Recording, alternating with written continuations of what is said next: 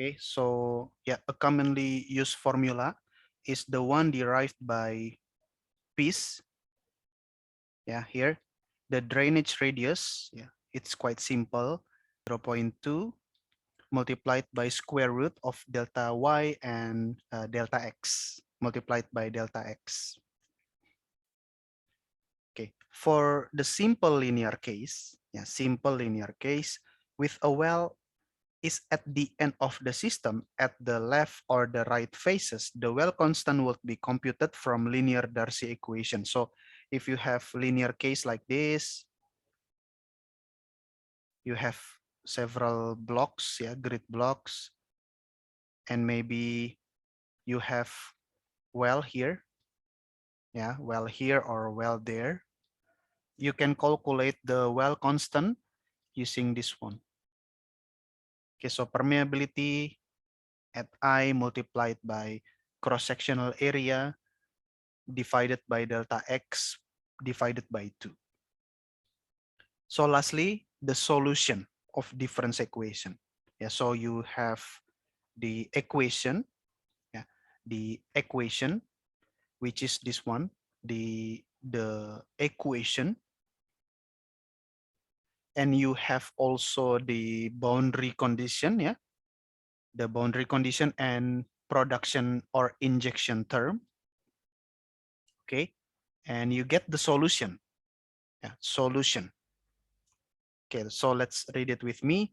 Now we have a set of n equation with n unknowns, which must be solved simultaneously. In deriving the difference equation, we have implicitly assumed that all terms of the equation are evaluated at t plus delta t. This assumption applies to the coefficient as well as the pressure on the left side of the equation. Yeah, here, the left-hand side of the equation here. Okay, so it's actually P at t plus delta t, this one t plus delta t. Okay. However, one may question the numerical correctness of this since the approximation of time derivative on the right hand side then becomes a first order backward difference. If instead the terms were to be evaluated at t plus delta t per 2, the time derivative would become a second order approximation, central in time, and thus a more accurate approximation. Yeah, such a formulation is known as Crank-Nicolson formulation. We haven't talked about this yet, yeah. But the most important thing is here, t plus delta time per 2. Yeah, t plus delta t per 2. Then the computation, this one will be more accurate. That's when we use Crank-Nicolson formulation.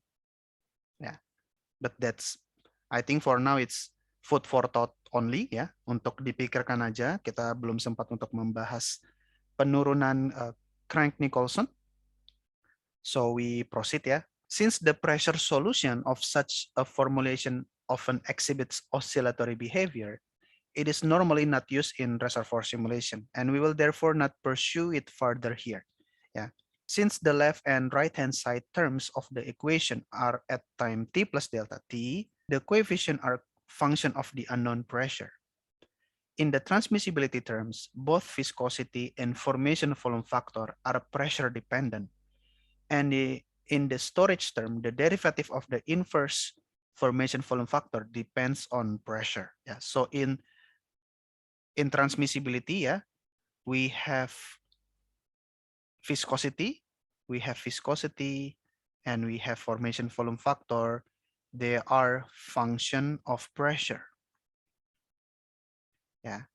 And in storage capacity, CPI, yeah, CPI, we have 1 per mu, a 1 per formation volume factor. Also function of pressure. Therefore, an obvious procedure would be to iterate on pressure solution, letting the coefficients like one iteration behind and updating them after each iteration until convergence is obtained. So that's the strategy. Yeah. So by saying solution, the main thing that I want to find is pressure solution.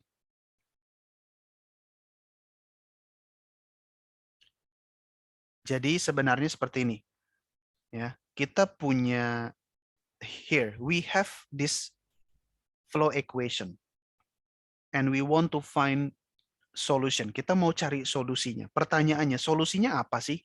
Apa sih yang kita inginkan ketika kita mengatakan saya ingin mencari solusi dari persamaan ini? Maksudnya apa mencari solusi? Ya, maksudnya sebenarnya ketika kita punya persamaan simulasi seperti ini, kita ingin mencari solusi.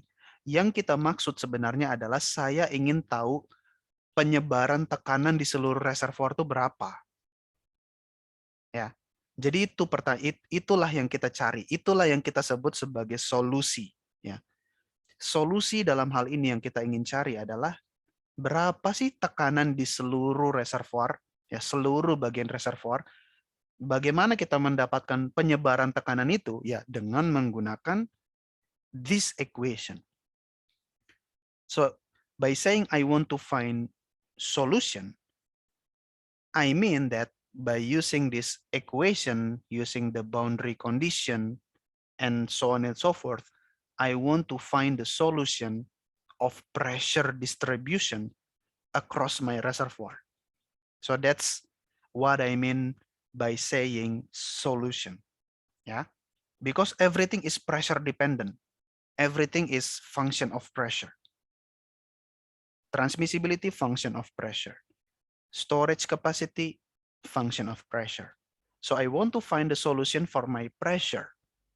Okay, and that's why I express everything with pressure here. So pressure here, because I want to find the pressure.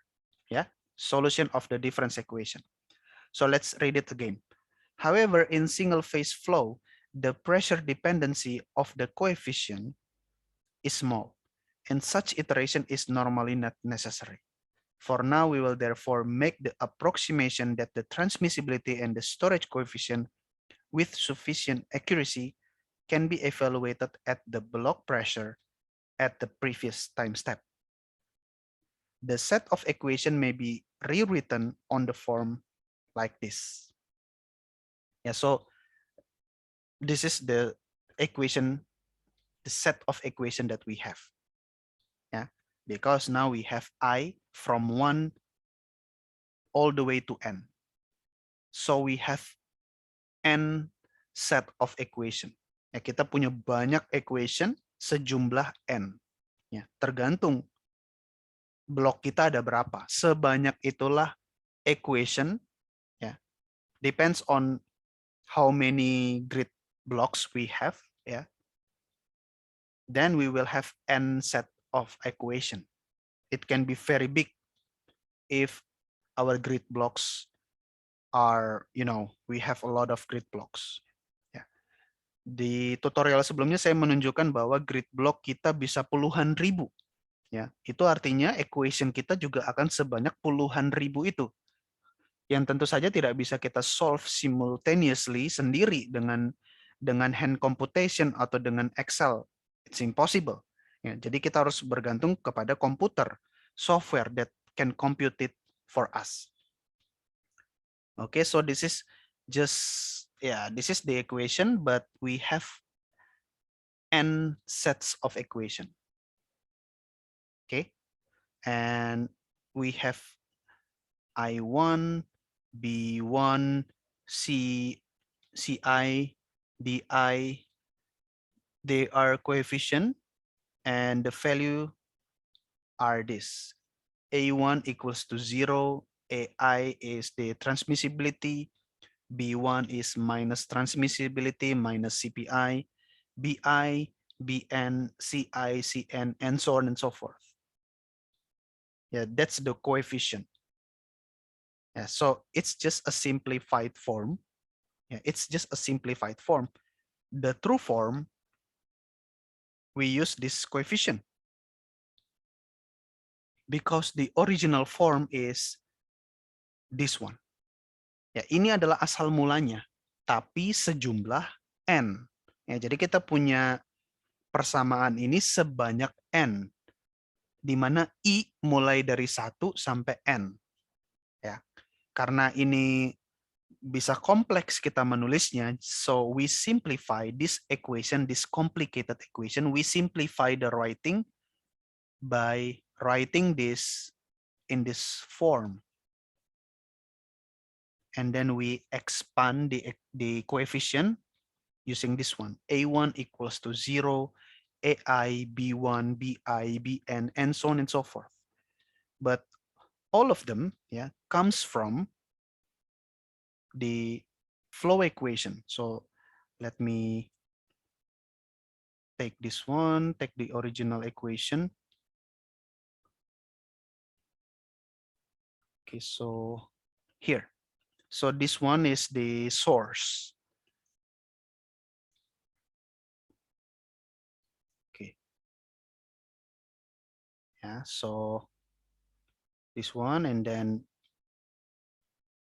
I change it to here.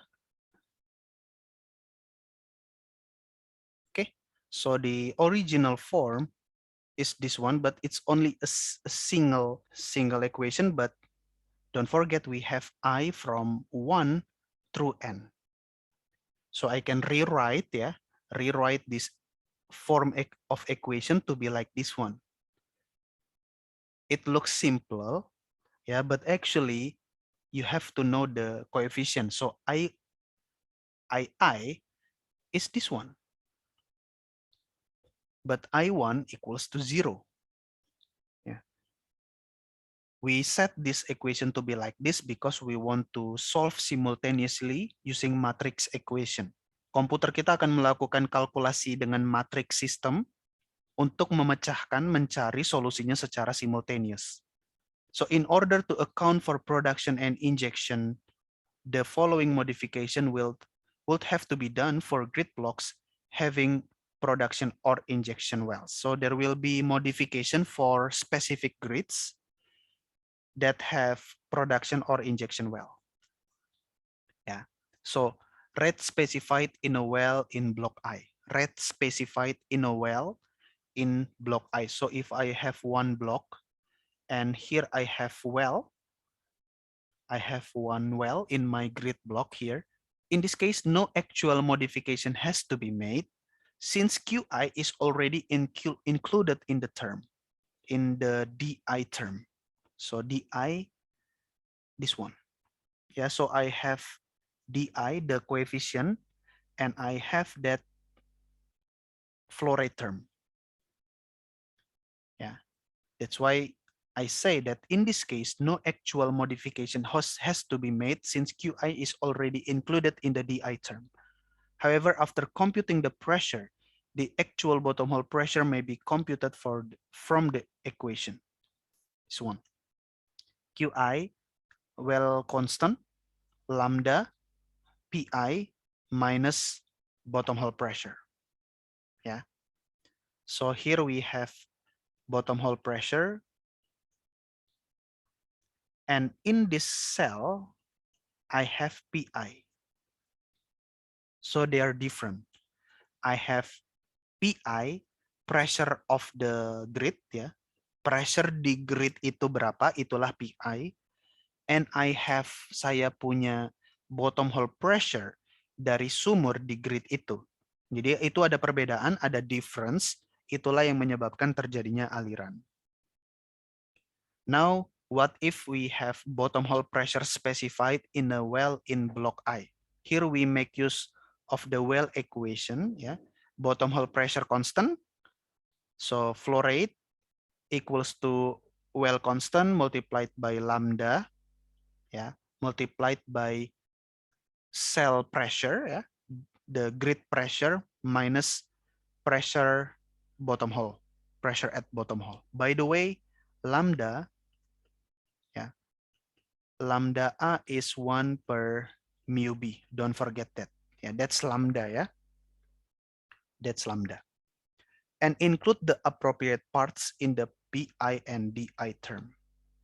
Yeah. So we have BI, the coefficient this one, and DI here. So the original form of BI is like this. Okay. Now we rewrite to be like this one. We have well control multiplied by lambda.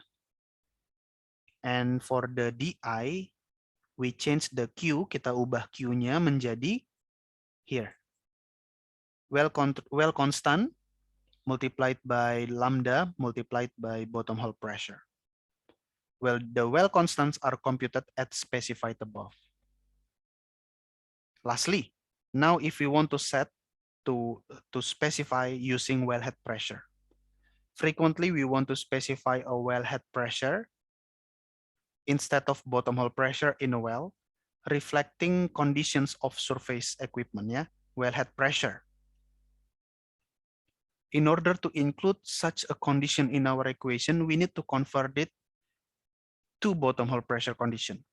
A wellbore model is therefore needed to compute pressure drop in the wellbore as a function of flow rate, friction, and others. Finally, the linear set of equation including boundary condition and well rates and pressure may be solved for average block pressure using, for instance, the Gaussian elimination method for the time step in question.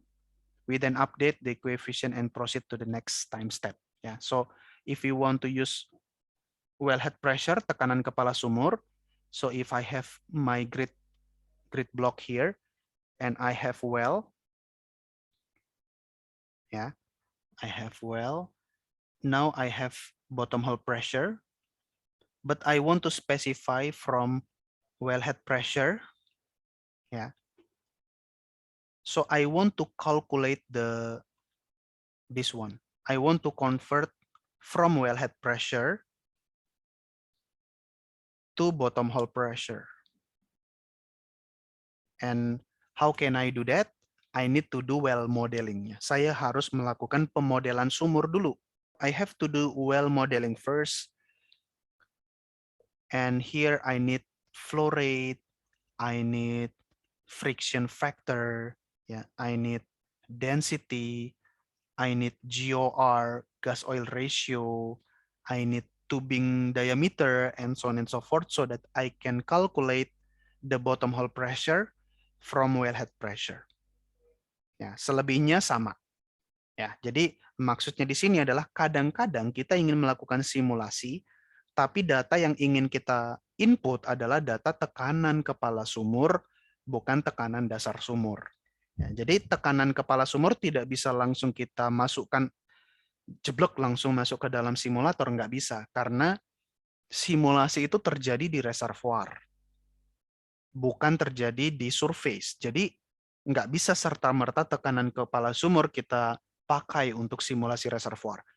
We have to convert the wellhead pressure to be bottom hole pressure first, and then we can do the simulation. Yeah, but we need well modeling, ya, pemodelan sumur by using flow rate, friction factor, density, gas oil ratio, tubing diameter, ya, and maybe perforation condition to calculate the bottom hole pressure. Okay, so that's all about our material today. Yeah, so today we talk about one-dimensional, one-phase reservoir simulation system. Yeah, reservoir simulation. So we convert the analytical form. Yeah, we convert the analytical form, this one,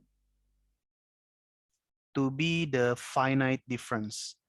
So let me lastly, yeah, so this one. So this is the most important thing. So we change from analytical form, yeah, from partial differential equation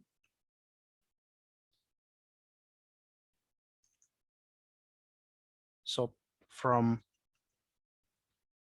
partial differential form which is difficult, yeah, to calculate by our computer. I change it to finite difference form, which is much simpler for the computer. So it's analytical, yeah. It's numerical, different, yeah. Numerical approach. We can have exact solution here, exact solution, but here we have only approximation solution. So that's the main thing about our lecture today. Okay.